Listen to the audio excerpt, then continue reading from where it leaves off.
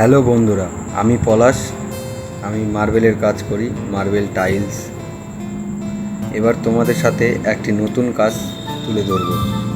পাথরের ভিতরে কিভাবে বিট বসানো হয়, চেন বিট, সেটি তোমাদের সাথে দেখাবো। দেখো, প্রথমে আমি অ্যারোলাইট আঠাটি পাথরের মধ্যে দিয়েছি, দিয়ে বসিয়ে ভালো করে চেন বিটটাকে সঠিক লেভেল করে বসিয়ে দিলাম।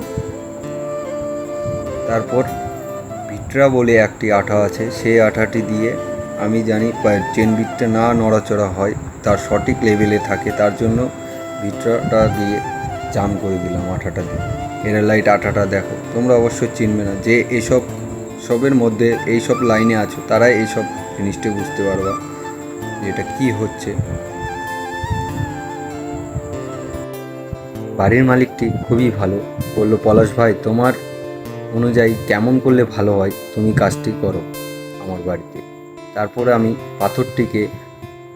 পাথরের উপরে চেনবিট বসিয়ে, তারপর আমি পাথরের থিকনেসটাকে ডবল করার জন্য তারপর আমি আরেকটা পাথর 1 ইঞ্চির টুকরো করে দিয়ে তার উপর বসিয়ে আঠা দিয়ে পাথরটিকে ডবল করে দিলাম।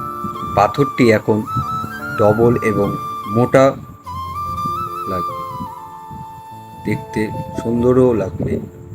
তারপর আমি আরেকটু করে অ্যারোলাইট আঠা দিয়ে আমি জাম করে দিলাম, জানি পাথরটি নড়াচড়া না করে, দেখতে সুন্দর লাগে। এই পাথরটি তার থিকনেস ছিল 1/2 ইঞ্চি। এই করে আমি 1.5 ইঞ্চি পাথরটিকে বানালাম ডবল। এক কথায় বন্ধুরা, আমার কাজটি তোমাদের কেমন লাগছে? যদি সত্যিই ভালো লাগে তাহলে অবশ্যই আমাকে কমেন্টে লাইক করে জানাও। বন্ধুরা দেখো, তোমরা অবশ্যই ভিডিওটা দেখতে থাকো শেষ পর্যন্ত, জিনিসটা কি হচ্ছে তোমরা অবশ্যই জানতে পারবে।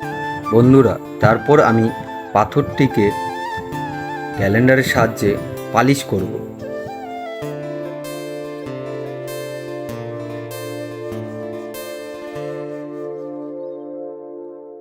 বন্ধুরা, পালিশ করার সময় খুব ভালোভাবে আস্তে আস্তে ক্যালেন্ডারটি চালাতে হয়, কারণ এর ব্লেড খুবই ডেঞ্জারাস জিনিস, কারণ চলতে চলতে কখন ভেঙে যাবে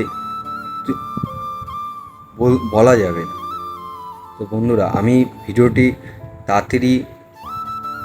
তাড়াতাড়ি দেখে মনে হচ্ছে যে তাড়াতাড়ি ঘুষতেছি, তা কিন্তু না, ভিডিওটি স্পিড বাড়ানো আছে বলেই তাড়াতাড়ি দেখতে মনে হচ্ছে। তো বন্ধুরা, যাই হোক, জীবনের ফার্স্ট ব্লগ, তো চেষ্টা করছি তোমাদের সাথে আমি এখন আমার লাইফে যা করি আমি সোশ্যাল মিডিয়ায় তুলে ধরব।